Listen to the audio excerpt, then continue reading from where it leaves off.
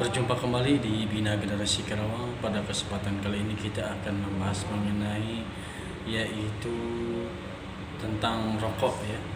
Dan kita pun akan membahas mengenai yaitu rokok dan kesehatan, rokok dan ekonomi, dan rokok dengan kehidupan lingkungan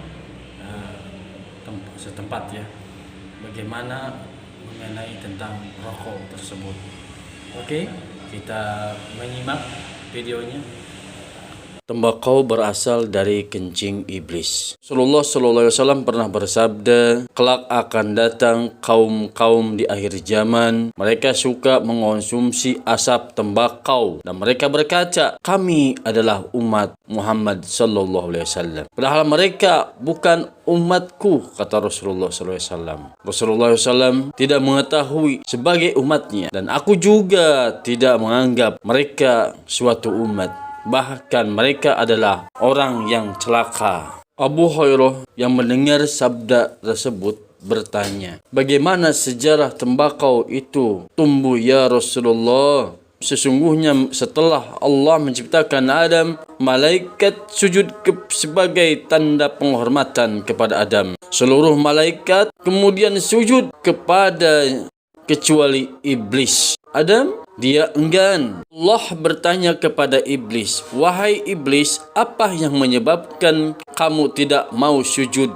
saat aku memerintahkanmu? Iblis menjawab, aku lebih baik darinya. Aku tercipta dari api, sedangkan Adam tercipta dari tanah. Allah berkata, keluarlah engkau dari surga. Sesungguhnya engkau terkutuk dan engkau dilaknat sampai hari akhir. Kemudian iblis keluar dengan ketakutan sehingga terkencing-kencing. Dari tetesan kencing iblis itulah tembakau tumbuh. Nabi Muhammad SAW bersabda, Allah memasukkan mereka ke dalam neraka dan sesungguhnya tembakau adalah tanaman yang keji. Mari kita melihat dari sisi kesehatan, rokok dan kesehatan. Janganlah kalian membahayakan diri kalian sendiri dan jangan pula membahayakan orang lain. Seorang perokok adalah pembunuh dirinya sendiri, pembunuh orang lain. Padahal Allah amat kasih sayang terhadap hamba-hambanya dan amat membenci perbuatan yang dapat mencelakakan hidup. Meneruskan kebiasaan merokok berarti menentang Allah Subhanahu wa Ta'ala.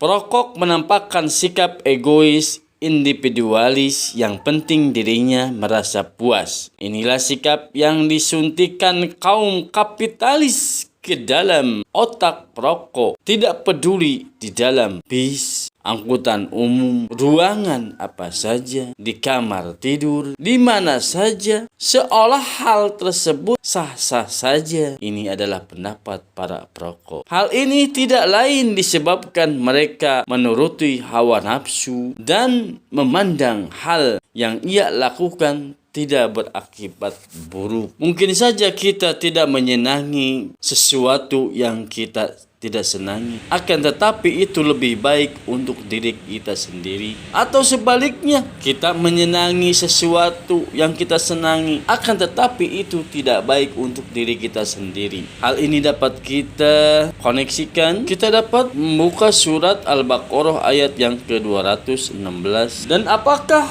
orang yang berpegang teguh pada keterangan yang datang dari Tuhannya sama dengan orang yang dijadikan terasa indah baginya perbuatan buruk dan mengikuti keinginannya? Tentu tidak sama.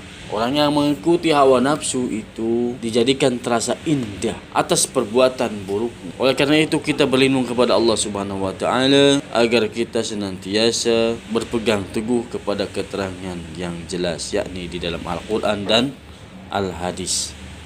Mari kita berdoa kepada Allah agar kita terselamatkan dari